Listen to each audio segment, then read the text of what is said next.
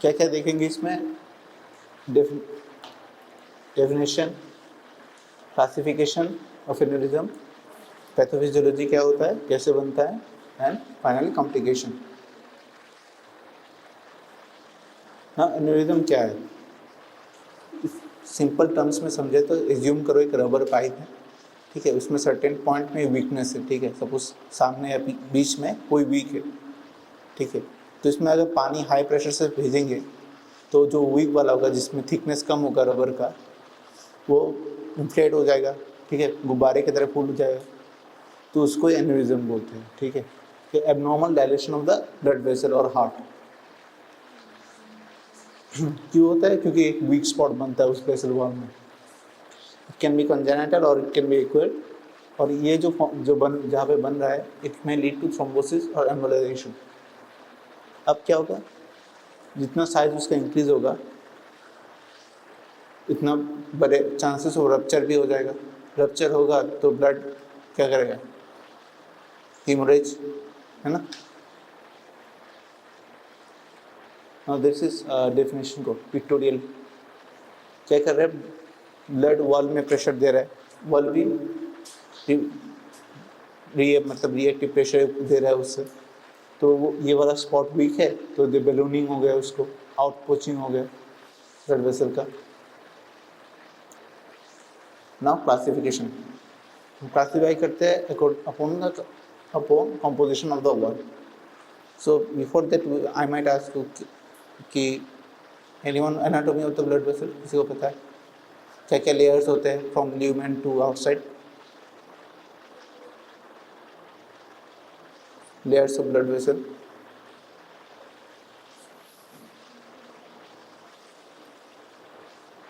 एक एक लेयर, कोई एक बताओ। 3 लेयर होते हैं ना, बेसिक 3 लेयर होते हैं। तो अंदर वाला टूनिका, टूनिका इंटीमा, ठीक है। Then we have sub tunica intima में क्या रहता है? Endothelial cells. Then we have sub endothelial tissues. Then we have inner elastic lamina followed by tunica media. उसमें क्या रहता है? स्मूथ मसल्स, कोलाजन वगैरह रहता है, extra cellular matrix, collagen, elastin वगैरह। Then we have external elastic lamina. Then we have tunica externa. Externa में हमें vasa vasorum मिलता है। vasa vasorum is, what is vasa vasorum? तो एनाटॉमी रिकॉल करो, vasa vasorum क्या है?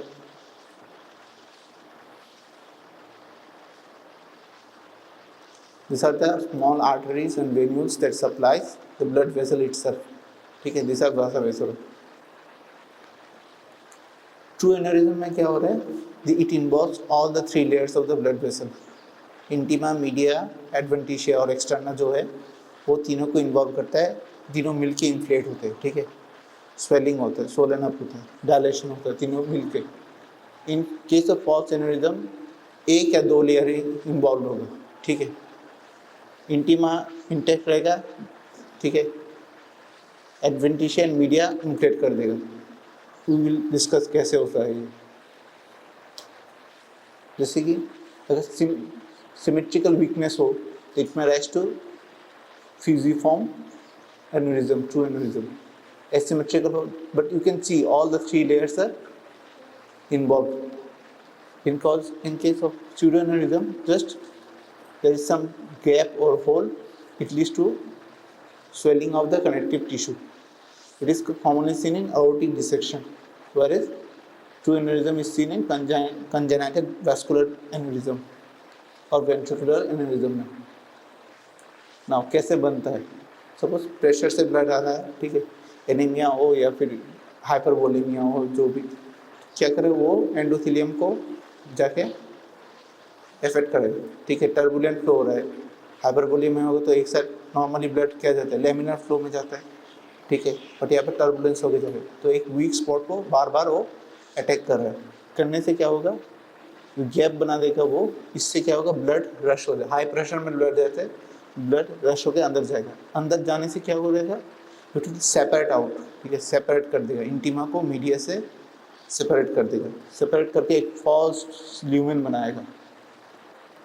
And this, and remember one thing, this will lead to formation of pseudoaneurysm. Another thing is pseudoaneurysm is always pulsatile, यहाँ पे blood clotting नहीं होता, pulsatile nature का रहता है, ठीक है। एंड अगर फाइनली अगर रप्चर होगा तो there are increase chance of morbidity and mortality, ठीक है। Now anyone knows morbidity and mortality क्या है, difference between morbidity and mortality? Death, mortality means death, state of death, morbidity means state of ill health, ठीक है। will come across in community medicine. Now shape के according it can be secular, okay, sac like rupture, इसमें spherical outpouching हो रहा है, it can be fusiform, spindle shape होता है।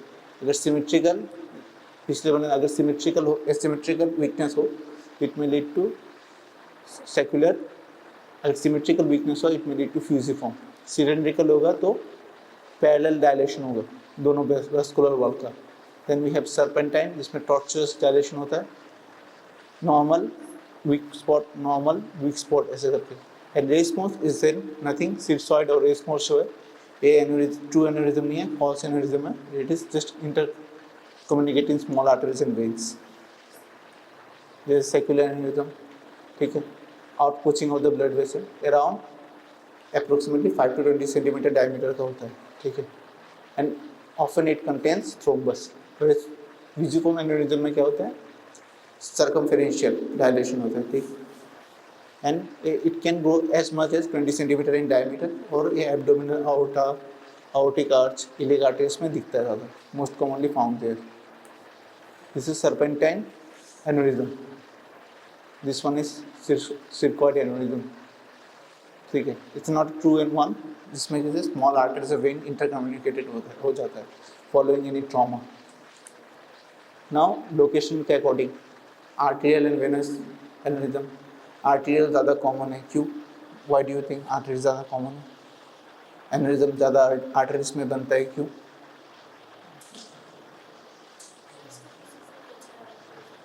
Arteries में नहीं, आर्टरीज में प्रेशर ज़्यादा होता है कंपेयर टू वेन, ठीक है। Then we have heart, heart में होगा तो coronary artery aneurysm, ventricular aneurysm, aorta में थोरेसिक ओटा एन्यूरिज्म, और एब्डोमिनल आर्टिक एन्यूरिज्म जो ट्रिपल ए सिंड्रोम बोलते हैं। फिर ब्रेन में होगा तो बेरी एन्यूरिज्म, सेरेब्रल एन्यूरिज्म, मतलब जो आर्टरीज जहाँ पे हो रहा है उसके अकॉर्डिंग एन्यूरिज्म बनता है लार्ज आर्टरीज में। किडनी में होगा तो renal artery aneurysm. Now pathogenesis के depending classification, atherosclerotic or arteriosclerotic aneurysm, it is the most common one. Then we have syphilitic aneurysm, ठीक है, जो tertiary stage of syphilis में दिखता है इसे। Then we have dissecting aneurysm, यहाँ पे क्या होता है, इसे pseudoaneurysm पहले ही बताया था, दिखा रहा था। Aortic dissection is a pseudoaneurysm, यहाँ पे इंटीमा से मीडिया को डाइसेक्ट कर लिया है, ठीक है, अलग हो गया उनमें। Then we have mycotic aneurysm, it caused by basically microbial infection. Finally berry aneurysm जो कि एक कंजेनिटल होता है और सर्कुलोविलिस में अफेक्टेड होता है, ठीक है, पता है ना circle of Willis, first year anatomy. Now aetiology, atherosclerosis जो एओर्टिक एन्यूरिज्म में ज़्यादा दिखता है, then we can hypertensive patient में देख सकते हैं, ठीक है। ट्रॉमा हो गया, कोई ट्रॉमा, ब्लड ट्रॉमा, या फिर आइट्रोजेनिक यानी ऑपरेटिव प्रोसीजर के ड्यूरिंग ट्रॉमा होने से भी हो सकता है। We have inflammation of the blood vessel, congenital defect like fibromuscular dysplasia and Berry's aneurysm. Then we have infection से बन सकता है, जैसे syphilitic aneurysm and mycotic aneurysm. Mycotic aneurysm कैसे बन सकता है? It can be as a complication to infective endocarditis. Infective endocarditis में क्या होता है? उसमें क्या होता है कि जो एंडोकार्डियम उसमें बैक्टीरियल कंटेमिनेटेड वेजिटेशन होता है, ठीक है। तो ये क्या होता है, ड्यूरिंग पंपिंग थोड़ा बहुत एम्बुलाई वो जाके डिफरेंट साइड में जाके लॉज हो सकता है ब्लड वेसल में। देन वी हैव सुपरेटिव कोई प्रोसेस होगा एडजेसेंट स्ट्रक्चर, एनाटॉमिकल स्ट्रक्चर से वो आ सकता है, या फिर जो ऑर्गेनिज्म ऑलरेडी ब्लड स्ट्रीम में मतलब घूम रहा होगा उससे भी हो सकता है। नाउ क्यों होगा, ठीक है, अगर कनेक्टिव टिश्यू का स्ट्रक्चर इंटीग्रिटी और फंक्शन में कोई कॉम्प्रोमाइजेशन है तभी होता है, ठीक है। अगर क्वालिटी जो बन रहा है वैस्कुलर कनेक्टिव टिश्यू का वो पोर क्वालिटी हो, या फिर जो वाल कोलाजन बन रहा है वैस्कुलर वाल कोलाजन, इसका डिग्रेडेशन हो ज़्यादा हो रहा है, ठीक है, सिंथेसिस कब, दैट मीन्स इम्बैलेंस हो रहा है, तब हो सकता है। देन वी हैव वैस्कुलर वाल वीकनेस। कैसे होगा वीकनेस? स्मूथ मसल जो सेल्स थे उसका लॉस हो रहा है, या फिर जो कोलाजेनस या फिर इलास्टिन नॉन कोलाजेनस सब्सटेंस बन रहा है। Collagen and elastin contributes to elasticity of the blood vessel, ठीक है। नाउ पोर इंट्रिंसिक क्वालिटी, इसमें 3 जेनेटिक कंडीशन है and 1 acquired. One is Marfan syndrome, यहाँ पे क्या होता है, फिब्रिलिन में डिफेक्टिव सिंथेसिस होता है। There is actually mutation of FBNA1 gene, जो कि it is an autosomal dominant, ठीक है। तो फिब्रिलिन क्या करता है, वो TGF एक्टिविटी को ऑल्टर्ड कर देते हैं, जिससे क्या होता है, इलास्टिक टिश्यू जो होता है आउटा में वो वीक हो जाता है, ठीक है। देन यहाँ पे जो है इस later stage of Marfan syndrome aneurysm बनता है, पहले नहीं, ठीक है। देन आते हैं लोइड्स डाइट सिंड्रोम। यहाँ पे क्या होता है, TGF बीटा रिसेप्टर में म्यूटेशन होता है, जिसकी वजह से जो इलास्टिन बनता है उसका डिफेक्टिव सिंथेसिस होता है, प्रॉपर सिंथेसिस नहीं होता, ठीक है। और जो बनता है वो भी पोर क्वालिटी का बनता है। Also along with type 1 collagen and type 2 collagen. यहाँ पे क्या है, मार्फान सिंड्रोम में सिर्फ आउटा, एब्डोमिनल आउटा को अफेक्ट कर रहा है, पर in this case it affects any arteries of the body, okay. Now finally we have Ehlers Danlos syndrome. इसमें क्या होता है, डिफेक्टिव टाइप 3 कोलाजन सिंथेसिस। ना acquired one is vitamin C deficiency, that is scurvy, उसमें भी क्रॉस लिंकिंग कोलाजन का affected होता है, तो इसकी वजह से भी हो सकता है। नाउ डिग्रेडेशन एंड सिंथेसिस में इम्बैलेंस, तो you have to remember only one enzyme, matrix metalloprotease. Matrix metalloprotease का अगर इंक्रीज एक्सप्रेशन होगा, कैसे हो सकता है, अगर you remember MMP matrix metalloprotease, in your you have read it in your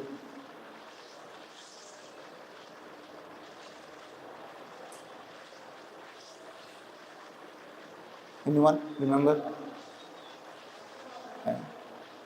Inflammation में पढ़ा था, okay, you recall, you go home and you recall। तो यहाँ पे क्या होता है, एथेरोस्क्लेरोटिक प्लेक्स जब बनता है तो वहाँ पे मैक्रोफेजेस क्या होता है, it releases this enzyme along with there is extracellular vasculitis में इन्फ्लेमेशन होगा, देन इट ऑल्सो, ये दोनों एक्फेक्ट करते हैं एक्स्ट्रासेलुलर मैट्रिक्स को, ठीक है, जो कि कोलाजन, इलास्टिन, प्रोटियोग्लाइकेंस। तो एक्स्ट्रासेलुलर मैट्रिक्स क्या बोल समझ रहे हैं हम इसमें, क्या क्या एक्स्ट्रासेलुलर मैट्रिक्स की बात हो रही है? Any of you guys from the back side? Any of you? लिखा ही है इधर, कोलाजन, इलास्टिन, उन सब की बात हो रही है, ठीक है। अनदर इज, अगर मेटालोप्रोटीज को जो टिश्यू इनहिबिटर है उसका डिक्रीज एक्सप्रेशन, मतलब डिक्रीज सिंथेसिस होना, उससे भी हो सकता है। Finally we can know the vascular wall. इसमें क्या हो गया, इस्चेमिया हो गया, ठीक है, एथेरोस्क्लेरोटिक थिकनिंग, एथेरोस्क्लेरोसिस हो रहा है, तो इस मीडिया में ब्लड ठीक से नहीं जा रहा है, ट्यूनिका मीडिया में, तो उससे इस्चेमिया हो गया, इससे हो सकता है। अब इससे हाइपरटेंशन रहेगा तो वासा वेसलम जो है उसमें डिक्रीज ब्लड सप्लाई जाएगा, तो आर्टरीज में वैसे भी वीक हो जाएगा, ठीक है। वासा वेसलम मैंने पहले भी बोला था कि क्या है, ब्लड वेसल होता है वेसल।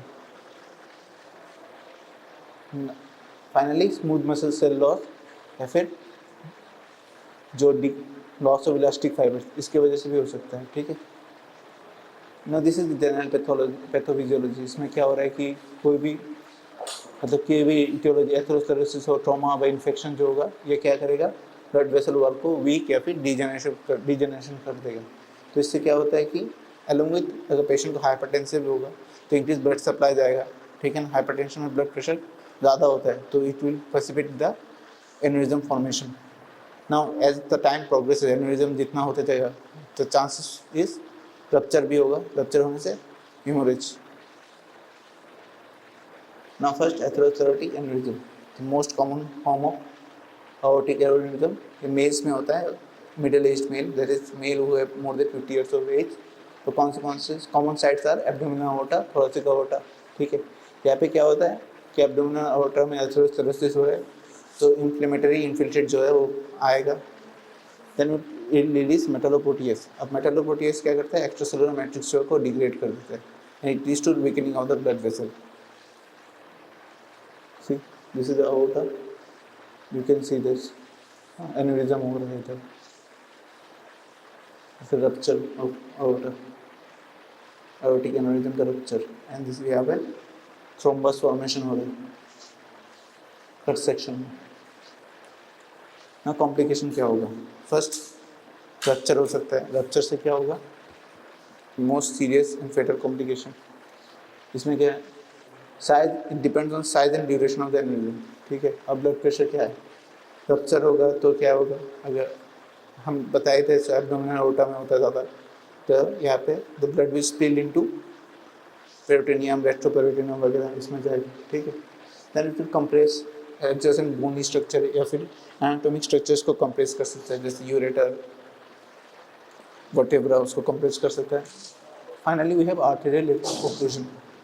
इसमें क्या होता है कि एब्डोमिनल aorta से then we have branches, inferior mesenteric artery वगैरह जाता है. ठीक है, अगर इसके ऊपर एनेरिज्म फॉर्म होता है तो वहाँ पे ब्लड सप्लाई नहीं जाएगा, it will lead to ischemia. Now syphilitic aneurysm, इसमें क्या होता है, सिफिलिस कौन सा ऑर्गेनिज्म को कॉज करता है, पॉजिटिव ऑर्गेनिज्म सिफिलिस लिखा है ना, दिख रहा है तो बोल दो उसको देख के.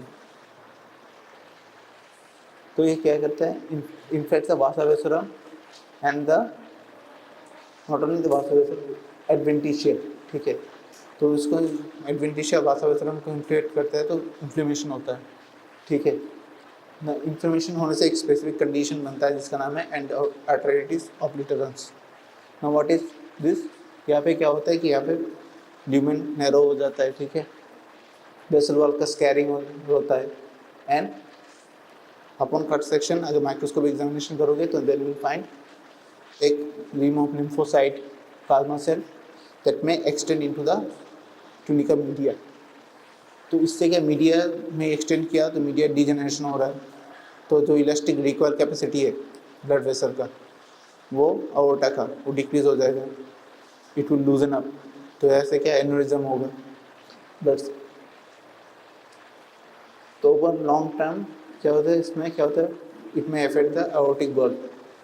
उससे क्या होगा, वॉल्यूम ओवरलोड होगा लेफ्ट वेंट्रिकल का. ठीक से ब्लड आउटसाइड में नहीं जाएगा, बार बार नीचे आएगा. ठीक है, लेफ्ट वेंट्रिकल में आएगा, तो उससे it will lead to hypertrophy of the left ventricle. This are known as cow's heart something. Now कैसे होता है, टू थिंग, यहाँ पे क्या करता है, जो it affects the adventitia and vasa vasorum of the aortic arch. इससे क्या होगा, जो वासा वेसरम के जो ल्यूमेन है उसको ऑक्लूड कर देगा. इससे क्या होगा, ब्लड फ्लो टू aorta बढ़ जाएगा. इससे फर्दर इस्चीमिया देन इन्फ्लेमेशन. वहाँ पे क्या है, कह रहे कि वेसल में इस्चीमिया हो गया मीडियल टिश्यू का, and it will lead to weakness and dilation of the aorta. Now, one of the characteristic appearance with T-bark appearance, ये repetitive scarring की वजह से हो रहा है. Now, this is the microscopic appearance. ठीक है, वासा वेसल के सराउंडिंग में you can see a lot of plasma cells and macrophages. This one. Again, complication 3 type का रप्चर हो सकता है. ठीक है, एंड रप्चर होगा यहाँ पे हमने देखा था कि यहाँ पे aortic arch में हो सकता है, असेंडिंग aorta में हो सकता है. तो blood will spill into dural cavity, pericardial cavity, उस में हो सकता है. Then it may cause compression. ठीक है, तो if you remember your anatomy, तो वहाँ पे it can compress the trachea, जिससे डिस्पनिया हो सकता है. It may compress the oesophagus, it may cause dysphagia. अगर रिकरेंट लेरिंजियल नर्व को कंप्रेस करेगा तो होर्सनेस इन वॉइस आएगा. And then it may cause erosion of the bony structures like vertebrae, sternum. Finally cardiac dysfunction भी कर सकता है। ना बेरिज एनेरिज्म में क्या होता है, कंजेनिटली क्या होता है, जो सेक्युलर डायलेशन होता है सेरेब्रल आर्टरी का। यहाँ पे क्या होता है, रिस्क फैक्टर क्या हो जाएगा, हीमोडायनेमिक स्ट्रेस ज़्यादा होगा, अगर हाइपरटेंशन होगा पेशेंट को, इंक्रीज ब्लड सप्लाई, अथेरोस्क्लेरोसिस या फिर coarctation of aorta, this is coarctation of aorta. इसमें क्या होगा, blood supply to internal cavity artery बढ़ जाएगा। नाउ सर्कल ऑफ विलिस में ज़्यादा ब्लड जाएगा एंड इट में लीड्स टू एनेरिज्म। कैसे होता है, नॉर्मली मैंने बताया था internal elastic lamina and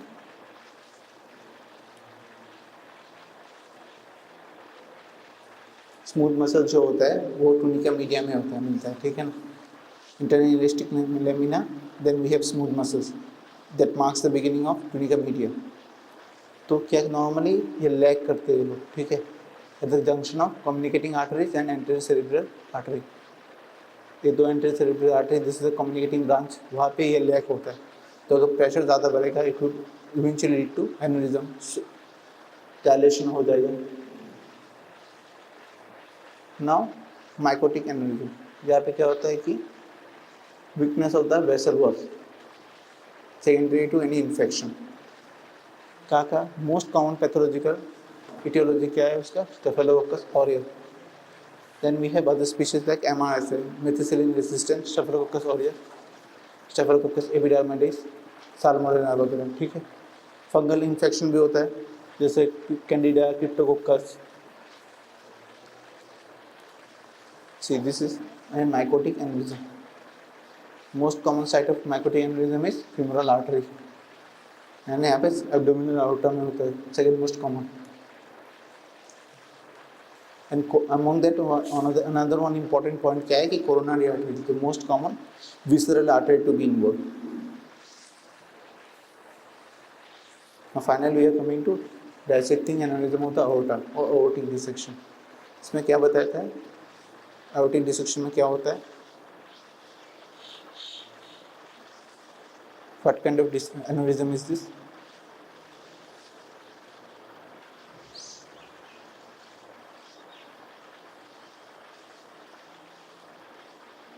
What kind of aneurysm is this? क्या बताया था मैंने,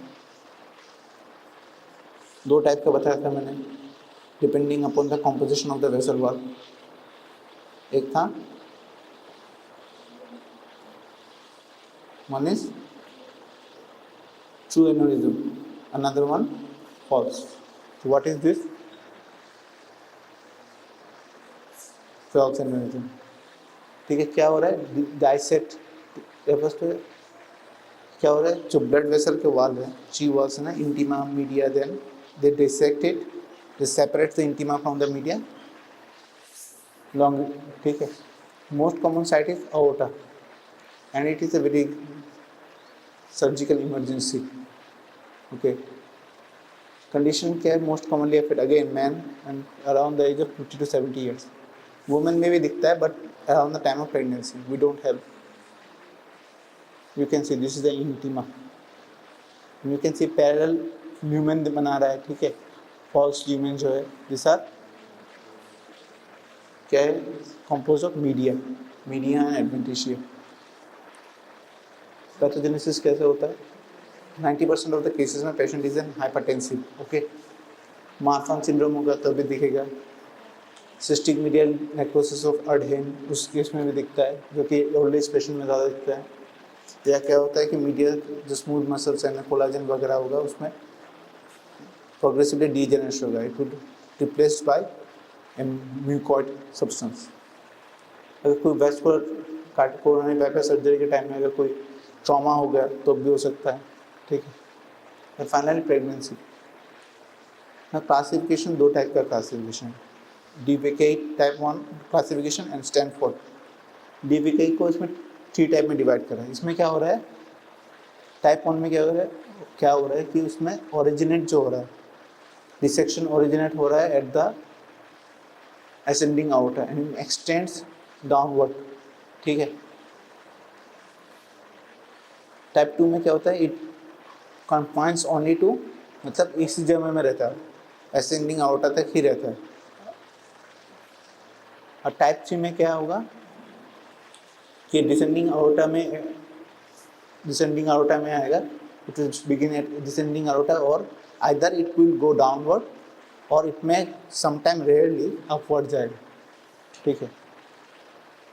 now coming to Stanford classification. Stanford classification type A बोलता है कि अगर ओरिजिनेट असेंडिंग आउटा में हो रहा है तो it's type A, it doesn't matter, ठीक है। टाइप एन, टाइप बी होता है वो क्या हो रहा है, क्या हो स्टैनफोर्ड टाइप ए में क्या होता है, it's confines only to ascending aorta, ascending aorta में डिसेक्शन होगा। एंड टाइप बी में क्या होगा, अगर कहीं भी हो असेंडिंग आउटा में, अगर डिसेक्शन स्टार्ट ना हो, अगर कहीं भी जगह में हो तो भी होगा, ठीक है। All dissections not involving ascending aorta. यहाँ पे क्या होगा, focus separation of the fibromuscular and elastic tissue of the media. अब इसमें क्या, it will lead to numerous cystic space, जहाँ पे बेसिफिलिक कंटेंट फिल होगा, ग्राउंड सब्सटेंस फिल होगा। अगेन यह क्यों बन रहा है, क्योंकि ये बेसिफिलिक सब्सटेंस कहाँ से आ रहा है, क्योंकि यहाँ पे इलास्टिक टिश्यू का फ्रेगमेंटेशन हो रहा है। And finally because it's inflammatory process, तो यहाँ पे फाइब्रोसिस होगा मीडिया पे। अगेन कॉम्प्लिकेशन 3 टाइप का होता है, ठीक है। हीमोरेज रप्चर से होगा, रप्चर में क्या होगा, 90% ऑफ द केसेस मोर्टेलिटी होगा, पेशेंट विल डाई, ठीक है। कार्डियक डिजीज हो सकता है अगर it affect the aortic bulb, incompetency की वजह से कोरोनरी का ऑब्स्ट्रक्शन हो सकता है, that will lead to myocardial infarction. And finally ischaemia, तो ये क्या कहते हैं, असेंडिंग आउटा में शुरू होता है, then it progress to what, ascending aorta, then we have what, arch of aorta, then we have descending aorta. Arch of aorta में इट गिव्स टू, बहुत सारे ब्रांचेस देते हैं ना, सबक्लेवियन आर्टरी वगैरह सब, तो उस सब में इट विल क्या करेगा, कॉम्प्रोमाइज हो जाएगा, so प्रेशर आएगा, so it will compromise the supply, blood supply to these arteries, eventually into ischemia. Now to summarize क्या होता है, it is permanent abdominal dilatation of the blood vessel, एक congenital evacuate होगा, ठीक है।